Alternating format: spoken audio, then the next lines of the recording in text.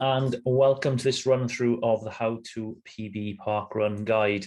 Hopefully by now you've downloaded it and you've got yourself a copy.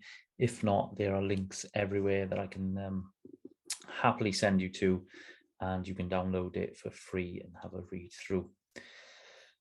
So as I've said in some of my social media posts, it's 11 pages and thought I would run through it so that I can bring it a little bit to life as you read it.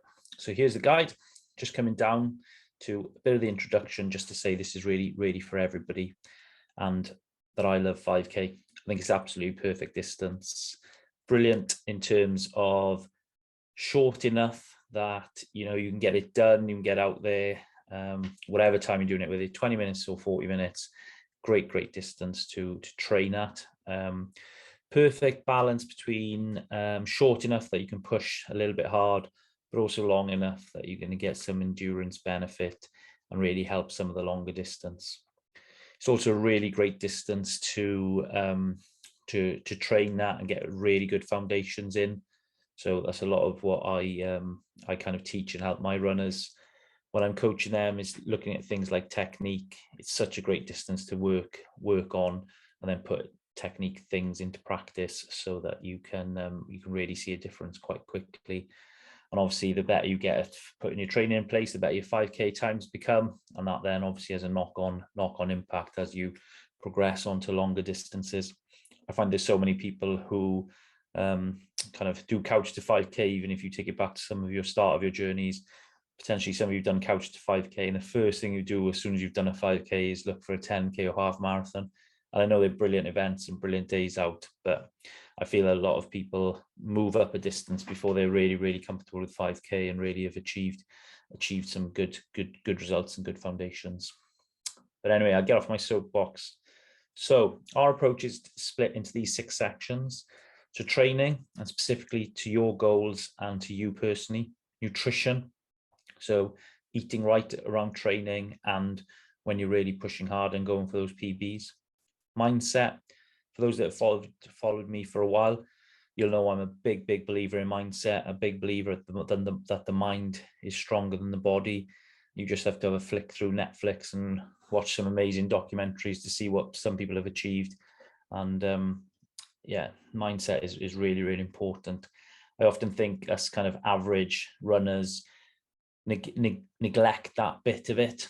I'm a big believer in trying to emulate elite athletes kind of regimes and what they do, but obviously scale it down for our busy lives, for people with busy jobs.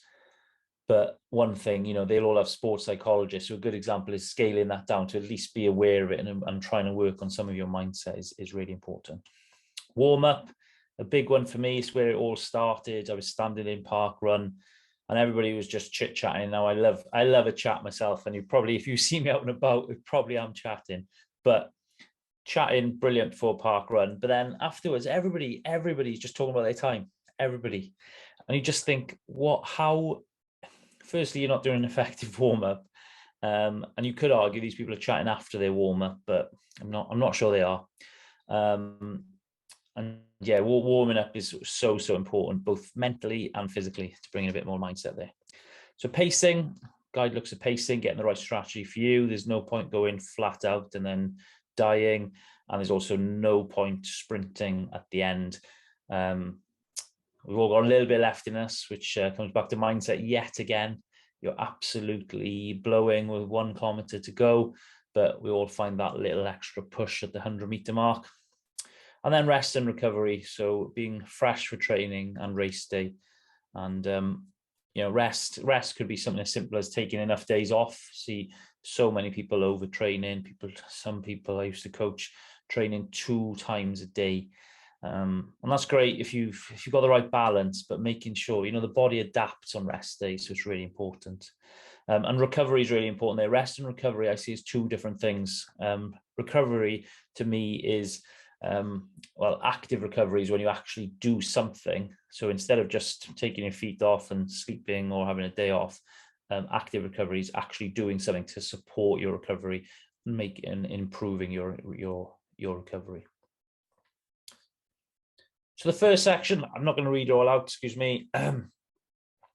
is around training. So you may have heard of SMART goals. I think it's really, really good to have a goal. So we've obviously set the fact that you're reading this, then you're potentially eyeing up a parkrun PB, but just setting that goal and making sure it's specific, measurable, achievable, realistic, and timely is really important, so that we know exactly what we're aiming for. Because your PB may have been 3 years ago, so you might be quite away from it. And then or somebody else's PB may have been last week and they want to continually improve. So your goals will be slightly different in what you do and how you train for that. So you may see as you go through here, I've set some action kind of bullets, and that's where I want you to write down your goal and make sure it meets that above structure. The other bit is around setting goals. It's got to be specific to you personally. We need to think of two things here. One is your areas of improvement, and one is your commitment and enjoyment. So you'll see these 7 kind of bubble circles going down. This is kind of my approach in John Evans coaching, where we look at each of these sections individually and think, which ones do we need to work on? It is possible to work on all 7 at once, but it depends on your commitment and lifestyle again. But for me, I'd pick a few of the tough ones that you feel that you may need work on. So you may still be good. So I'm a big believer in working on your weaknesses, but I'm also a big believer in working on your strengths as well. So just to run through them, cardio. So cardio fitness, just your traditional. Are you fit?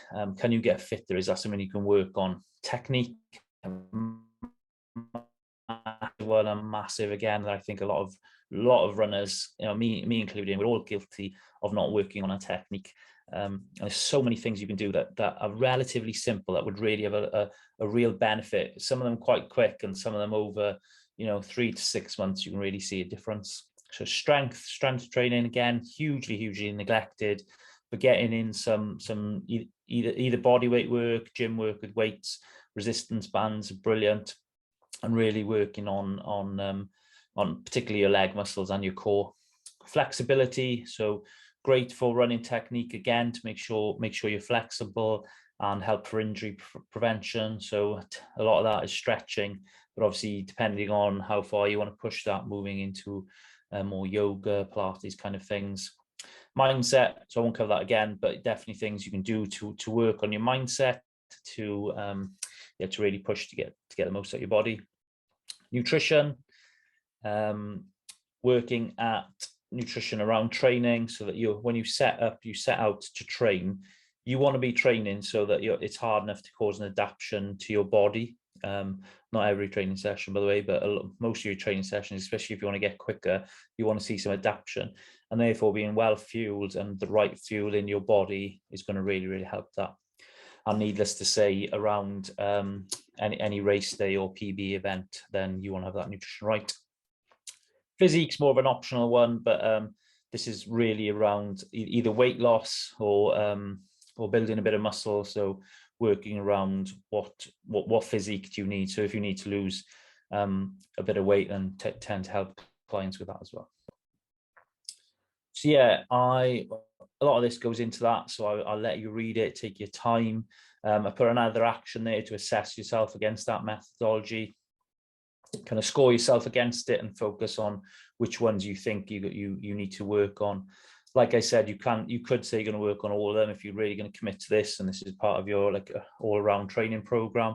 But I would I'd focus on 1, 2, or 3 initially, depending on how comfortable you are. The other one is around commitment and enjoyment. So you really need to enjoy it. The best exercises, any exercises that you enjoy, you're going to stick to. And I often use the Zumba example. When it came out, it was such a craze, and so many people went. And I'm not saying it's great for running, but people went for weeks and weeks on end. Why? Because they were enjoying it. And you can see why that's partly why parkrun is a success. People enjoy it. People want to, get the data, get the feedback, see the times. They want the community. They want to meet people, and they want to go for coffee and things afterwards. So you can see that people who are enjoying it, then they'll stick to it. So when you're developing your training plan, make sure that you create something that's specific for you in terms of your goals, but also for for your lifestyle as well. So I've covered a lot of this in kind of the summary, so I'll let you read it, but hopefully that's brought a bit of it to life so far. So we go through nutrition, mindset, warm-ups, talk there about the cardio system and the skeletal system. So that means warming up your heart and lungs, but also warming up your muscles. So going for a light jog isn't enough in my view. You really want to be warming up a bit more dynamically as well. So some good stretches there through movement. The difference between those, just to let you know, is you've got dynamic stretches where you stretch your muscles through movement, and you've got static stretches where kind of the traditional old school stretches, which should be done afterwards, after training. So where there's no movement and you're just stretching that muscle. So when you're holding a position for 10 to 15 seconds, that should all be done after your runs. Before your runs, you should be warming the muscle up by movement. So pacing, giving some examples there of typical pacing strategies, some basic ones to start with, and then rest and recovery. Yeah, there's no more actions there. So I also put in, if anybody is interested in wanting a bit more help, a few more bits that I do.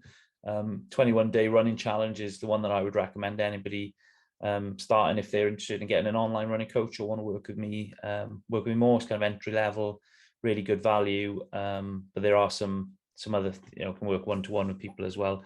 So I do some online running coaching and online weight loss because I'm an online personal trainer as well.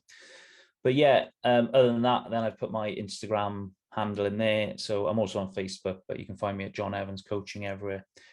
I hope that's helped. I hope that's brought it to life a little bit. If you've got any questions, please reach out to me. I am a huge running geek and love anything to do with it. So yeah, let me know what you think about the guide. Hopefully it's given you a bit of food for thought.